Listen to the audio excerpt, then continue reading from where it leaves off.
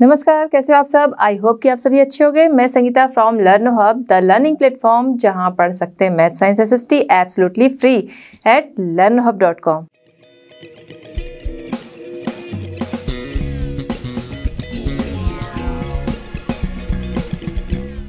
बच्चों, आज हम डिस्कस करेंगे NCERT solutions for class 9। Topic हमारा है federalism, question number 7 to 12।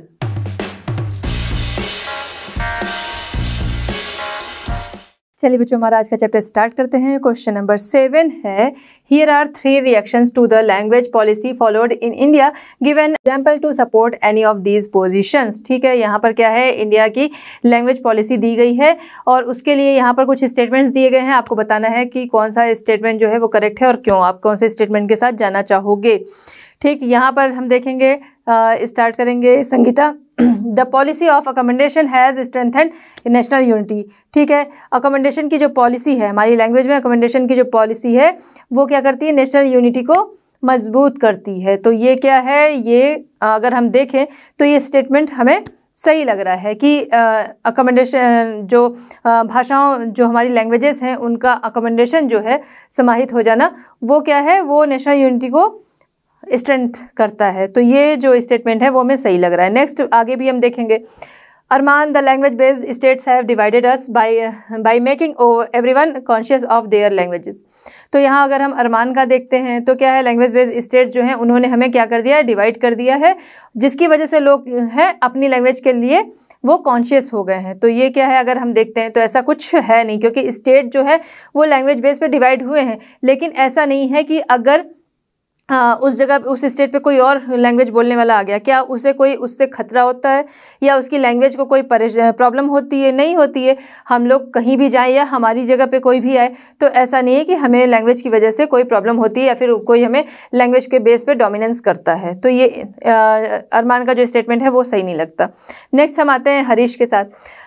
This policy has only helped to consolidate the dominance of English over all other languages। ठीक है, तो यहाँ पर क्या है कि सभी लैंग्वेजेस पर इंग्लिश का क्या है, डोमिनेंस जो है, ये पॉलिसी हेल्प करती है किसके लिए, कि अदर लैंग्वेजेस पे इंग्लिश के डोमिनेंस को बढ़ाने के लिए। तो यहाँ पर अगर हम देखें तो ये क्या है, ये भी गलत है। इंग्लिश क्या है, इंग्लिश एक लैंग्वेज है, वो ऐसा नहीं कि वो अदर लैंग्वेजेस को डोमिनेंस करती है। तो यहाँ पर अगर हम देखें तो हरीश का भी स्टेटमेंट सही नहीं लगता। तो अगर जो हम जाएंगे, सही करेक्ट है स्टेटमेंट, वो क्या है, संगीता का स्टेटमेंट। ऐसा नहीं कि मेरा, यहाँ पर जो संगीता है उनका स्टेटमेंट, तो उनका जो स्टेटमेंट है वो होगा करेक्ट, क्योंकि हमारे यहाँ अगर हम देखें तो 40% लोग जो हैं वो लगभग 40% लोग हिंदी बोलते हैं, बाकी 60% में अदर लैंग्वेजेस आती हैं। ठीक है, Sangeeta's response is correct.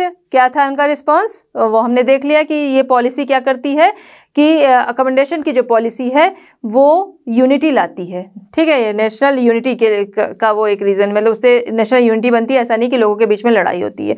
Sangeeta's response is correct as we have 40% Hindi speaking people here, the remaining 60% speak several languages. बाकी 60% में बहुत सारी लैंग्वेज बोलने वाले लोग रहते हैं। If only Hindi was given importance then problem would have arisen, therefore due to the policy of inclusiveness of all languages there is peace country and national unity remains. ठीक है, तो यहाँ पर क्या है, इतनी लैंग्वेजेस को बोलने वाले लोग हैं, लेकिन अगर केवल हिंदी को प्रेफरेंस दी जाती तो क्या होता कि कॉन्फ्लिक्ट्स आ सकते थे। तो ऐसा ना करके यहाँ पर क्या है, ये यहाँ पॉलिसी किस चीज़ की, अकोमोडेशन की पॉलिसी है, जिसकी वजह से यूनिटी जो है वो बनी रहती है।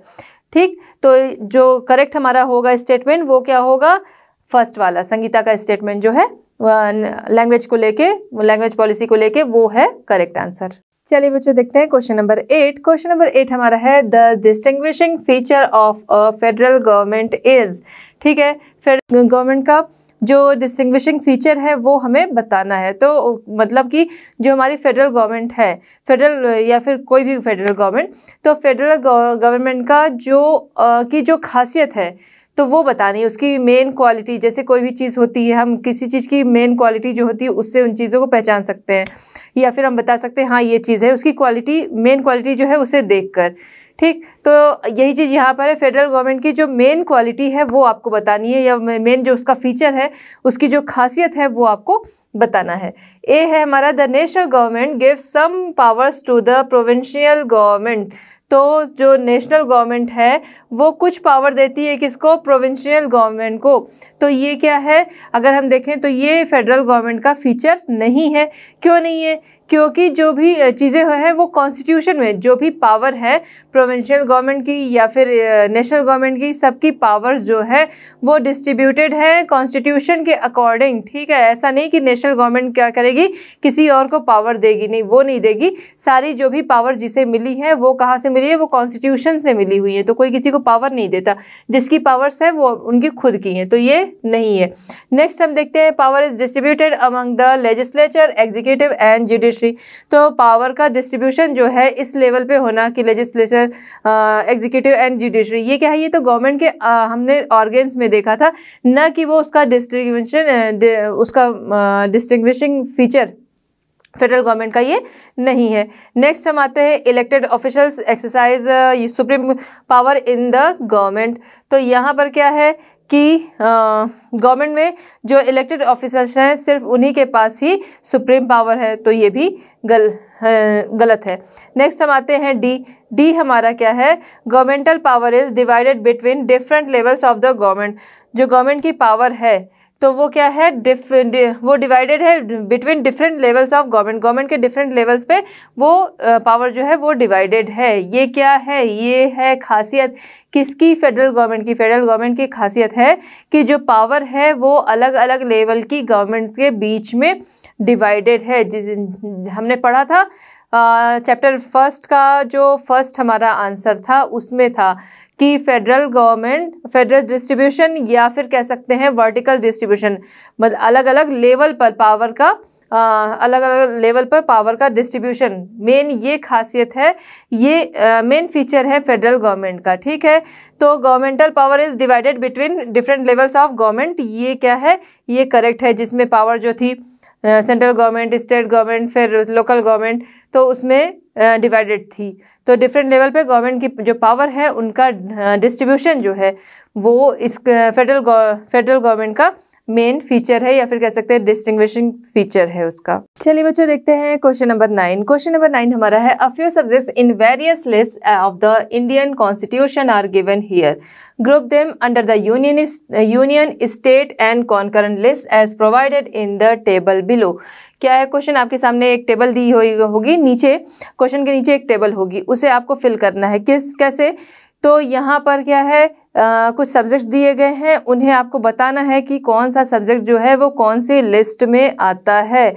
यूनियन लिस्ट जो कि काम हमारी सेंट्रल गवर्नमेंट देखती है, स्टेट लिस्ट स्टेट गवर्नमेंट देखती है, और उसके बाद आता है हमारा थर्ड नंबर पे कॉन्करेंट लिस्ट, जिससे कि स्टेट गवर्नमेंट और सेंट्रल गवर्नमेंट दोनों मिलके देखते हैं वो सब्जेक्ट को। तो आपके सामने कुछ सब्जेक्ट दिए गए हैं, आपको बताना है कौन सा सब्जेक्ट जो है वो कौन सी लिस्ट में आता है। ठीक है, हमारा अगर हम देखें हमारे कॉन्स्टिट्यूशन में जो 7th लिस्ट है, उसमें शेड्यूल है, तो उसमें क्या है, उसमें दिया गया है कि कौन सी गवर्नमेंट जो है वो किन चीज़ों को देखेगी। उन सब्जेक्ट हैं उसमें स्टेट गवर्नमेंट और सेंट्रल गवर्नमेंट दोनों के कामों को बांटा गया है, और उसमें सब्जेक्ट दिए गए हैं कि कौन सा सब्जेक्ट जो है वो कौन देखेगा। ठीक, अब अगर हम बात करें कि यूनियन लिस्ट जो है वो सेंट्रल गवर्नमेंट देखेगी। ठीक, वहाँ पर क्या है, यानी कि संघ सूची, तो उसमें करीब 100 सब्जेक्ट्स हैं जो कि अंडर में है किसके? सेंट्रल गवर्नमेंट के। उसके बाद बात आती है स्टेट गवर्नमेंट की, तो इसमें करीब 61, ठीक है, स्टेट गवर्नमेंट में, यूनियन में 100 सब्जेक्ट्स हैं टोटल। ठीक है, 100 सब्जेक्ट्स, स्टेट गवर्नमेंट में 61 सब्जेक्ट्स हैं। और फिर हम आते हैं कॉन्करेंट लिस्ट में, इसमें करीब 52 सब्जेक्ट्स हैं। तो इससे जो गवर्नमेंट्स हैं उनके कामों का बंटवारा है कि किन चीज़ों को कौन सी गवर्नमेंट देखेगी। अब यहाँ पर आपको कुछ सब्जेक्ट्स दिए गए हैं, सारे नहीं दे दिए गए हैं, कुछ सब्जेक्ट्स दिए गए हैं, आपको बताना है कि कौन सा सब्जेक्ट कौन सी लिस्ट के अंडर में आता है। ठीक, वन साइड पे हमारी तीनों लिस्ट है, union list, state list and उसके बाद कॉन्करेंट लिस्ट है। अब हम देखेंगे कौन सा सब्जेक्ट कहाँ आता है। ए है defence, B police, C agriculture, D education, E banking, F forest, G communication, H trade and I है मैरिजेस। तो इनमें से कौन सी लिस्ट जो है या कौन सी गवर्नमेंट किन चीज़ों को देखेगी? तो सबसे पहले बात करते हैं यूनियन लिस्ट यानी कि नंबर 1। इसमें कौन कौन से आएंगे? सबसे पहले डिफेंस है, क्योंकि ये बहुत ही ज़रूरी चीज़ है और जिसे कि सेंट्रल गवर्नमेंट ही देख सकती है, तो डिफेंस के जो भी मामले होंगे वो सेंट्रल गवर्नमेंट में आएंगे। उसके बाद आता है हमारा बैंकिंग, तो ये भी हम नंबर 1 कर दे रहे हैं क्योंकि नंबर 1 की लिस्ट में आ रहा है। ठीक, बैंकिंग है जो कि हमारी यूनियन गवर्नमेंट के अंडर में है। फिर उसके बाद आता है हमारा कम्युनिकेशन आता है। ठीक है, तो ये तीनों चीज़ें जो हो गई इस लिस्ट में, डिफेंस, बैंकिंग एंड कम्युनिकेशन, ये हमारी यूनियन लिस्ट के सब्जेक्ट्स हैं। इससे देखने का काम, इसके जो भी फैसले हैं तो उनको देखने का काम किसका है? वो है सेंट्रल गवर्नमेंट का। ये सेंट्रल गवर्नमेंट के अंडर में आते हैं। फिर आते हैं स्टेट लिस्ट। कौन आएगा? पुलिस। ठीक है, जो भी स्टेट में जो भी मामले होंगे उन्हें स्टेट पुलिस देखेगी। ठीक है, तो ये हो गया हमारा नंबर 2 में। फिर आता है एग्रीकल्चर। एग्रीकल्चर से रिलेटेड जो भी चीज़ें होती हैं वो स्टेट गवर्नमेंट देख रही है। ठीक, ये हो गया नंबर 2। फिर उसके बाद आता है हमारा ट्रेड, ये आता है नंबर 2। ठीक है, ट्रेड के जो भी मामले होंगे वो कौन देखेगा? वो स्टेट गवर्नमेंट देखेगी। जो भी उस पर टैक्स लग रहा है, जो टैक्स मिल रहा है, रेवेन्यू मिल रहा है, वो सारा कुछ कौन देख रहा है? वो स्टेट गवर्नमेंट देख रही है। उसके बाद आता है कॉन्करेंट लिस्ट आता है 3rd हमारा, तो उसमें आएगा हमारा एजुकेशन। ठीक है, 3rd, तो एजुकेशन आ गया, फॉरेस्ट आ गया, ये भी 3rd में आएगा, एंड मैरिजेस आ गया, ये भी 3rd में आएगा। इसके अलावा ये मैरिजेस है, फिर डाइवोर्स है, अडॉप्शन है, इलेक्ट्रिक रिलेटेड मामले हैं। ये सारी चीज़ें किस में आती हैं? ये सारी चीज़ें हमारे कॉन्करेंट लिस्ट में ही आती हैं। तो इस तरह करके हमें क्या करना है? अपनी जो ये यहाँ पर टेबल है उसे फिल कर देना है। मेरा पहले से फिल हो रखा है। देखिए, यूनियन लिस्ट में है हमारा defence, banking and communication, state list police, agriculture, trade, concurrent list education, forest and marriages. हो गए सारे कंप्लीट। तो आपको समझ में आ गया होगा कौन सी चीज़ें कौन से लिस्ट में आएंगी। चलिए बच्चों, देखते हैं क्वेश्चन नंबर 10। क्वेश्चन नंबर 10 हमारा है, examine the following pairs that gives the level of government in India and the powers of the government at the level to make laws on the subjects mentioned against each, which of the following pairs is not correctly match. ठीक है, यहाँ पर क्या है? आपको कुछ pairs दिए गए हैं, आपको बताना है कि कौन सही तरीके से मैच नहीं कर रहा है। बाकी मैच कर रहे होंगे, कोई सा होगा जो कि सही तरीके से मैच नहीं कर रहा है, वो आपको बताना है। अच्छा, ये मैचिंग किसकी है? तो वन साइड पे क्या है? गवर्नमेंट के लेवल्स दिए गए हैं और अदर साइड पे लिस्ट दी गई है कि कौन सी गवर्नमेंट जो है वो किन लिस्ट को देखती है, किन लिस्ट के अंडर में आने वाले सब्जेक्ट्स को देखती है। तो आपको लिस्ट गवर्नमेंट के अकॉर्डिंग लिस्ट को मैच कराना है। ठीक है, तो सबसे पहले आ गया स्टेट गवर्नमेंट। ठीक है, स्टेट गवर्नमेंट, स्टेट लिस्ट सही है। स्टेट लिस्ट की जो भी सब्जेक्ट्स हैं वो कौन देखता है? स्टेट गवर्नमेंट देखती है, करेक्ट है।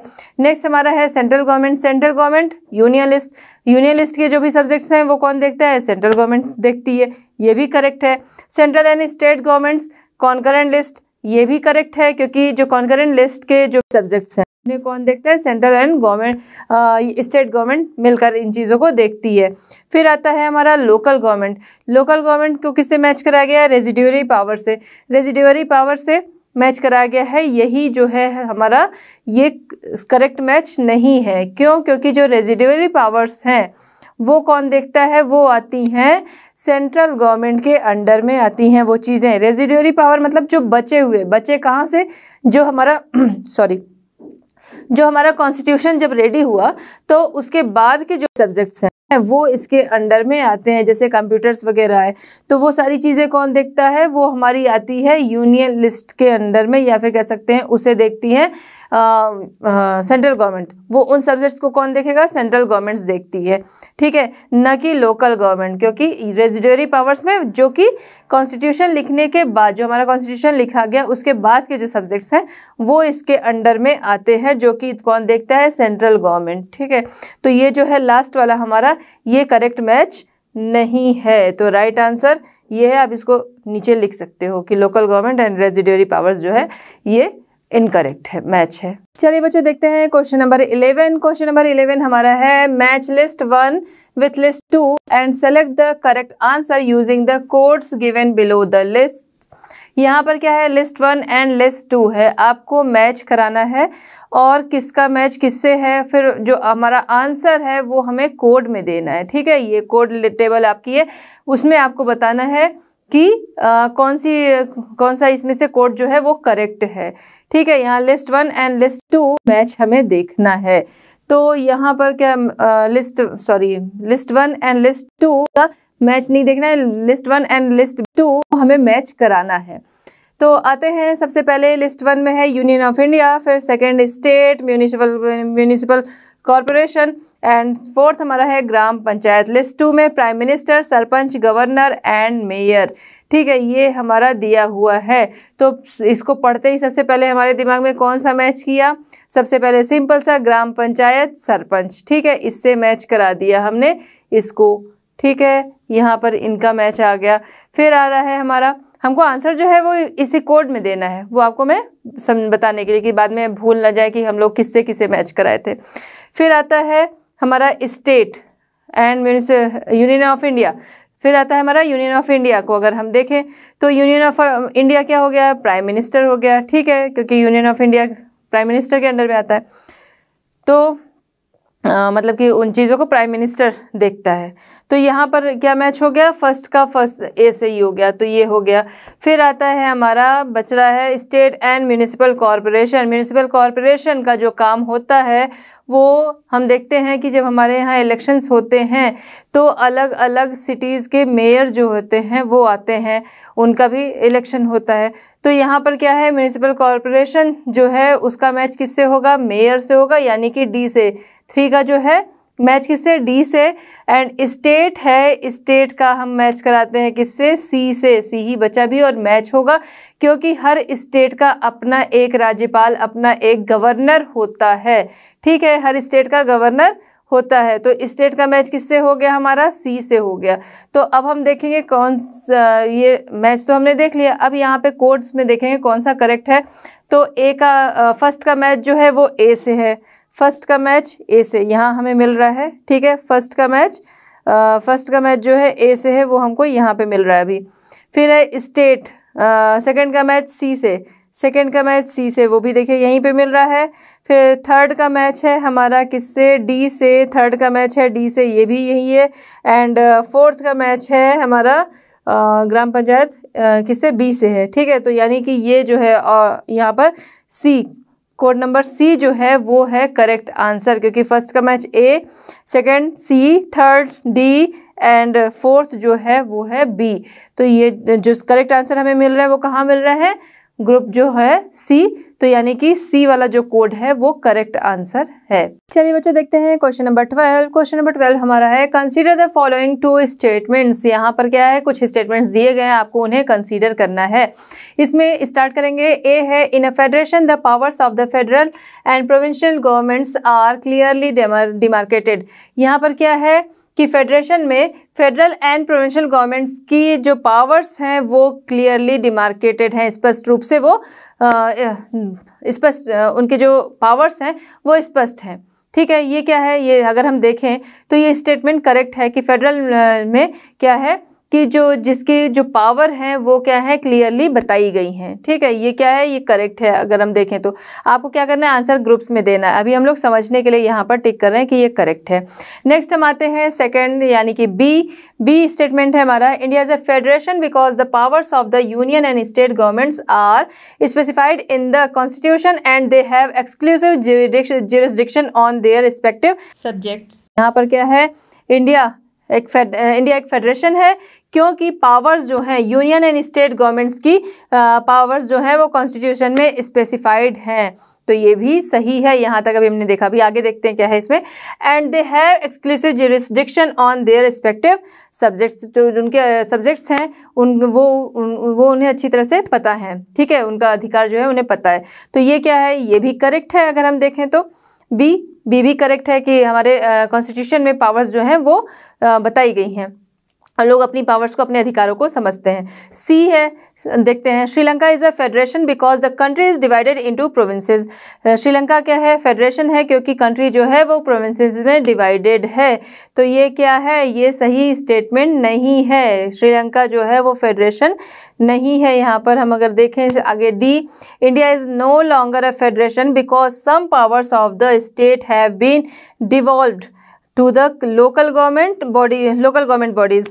Which of the statements given above are correct? ठीक है, यहाँ पर क्या है, इंडिया जो है वो फेडरेशन नहीं है क्योंकि कुछ पावर्स जो हैं स्टेट गवर्नमेंट्स की वो लोकल गवर्नमेंट बॉडीज़ में डिवॉल्व हो गई हैं। विच ऑफ द, तो ये अगर हम देखें तो ये भी क्या है, ये भी करेक्ट नहीं है। ठीक है, क्योंकि इंडिया जो है वो फेडरेशन है, ऐसा नहीं है कि वो उसमें डिवॉल्व हो गई हैं तो वहाँ उसकी पावर, स्टेट की पावर्स जो हैं वो अगर लोकल गवर्नमेंट बॉडीज़ में अगर वो डिवॉल्व हो गई हैं तो ऐसा कुछ गलत है, ऐसा कुछ नहीं है, क्योंकि ये चीज़ें जो है अगर डिवॉल्व होती हैं तो सही, क्योंकि जो पावर्स है वो बटेंगी तो काम जो होगा वो ज़्यादा अच्छे से होगा। तो ये भी क्या होगा, ये भी इनकरेक्ट है। फिर हम आगे आते हैं, देखते हैं क्या है question, which of the statements given above a correct. तो यहाँ पर अगर हम देख रहे हैं चारों स्टेटमेंट्स को अगर हम देख रहे हैं तो यहाँ पर क्या है, ए और बी जो है वो करेक्ट है, ए एंड बी करेक्ट है। आगे देखते हैं हम ग्रुप्स में जो आंसर है कि कौन सा करेक्ट है, A B C, A option में ए बी सी है वो नहीं सही है। फिर आते हैं बी पे, B, A C and D, ये भी नहीं, A and B only, B and C only, तो ए एंड बी ओनली जो है वो है करेक्ट। ठीक है, तो यानी सी जो है हमारा आंसर ऑप्शन वो है correct, A and B only. ठीक है, तो ये हो गया इसका राइट आंसर, क्योंकि ये जो है ये करेक्ट स्टेटमेंट्स हैं। तो बच्चों, इस तरह हमारा ये चैप्टर होता है कंप्लीट। आई होप कि आपने इसे बहुत ही अच्छे से समझा होगा। मिलते हैं नेक्स्ट चैप्टर, नेक्स्ट सोल्यूशन के साथ। कहाँ? At Learno Hub. Learno Hub free है पर बेस्ट है।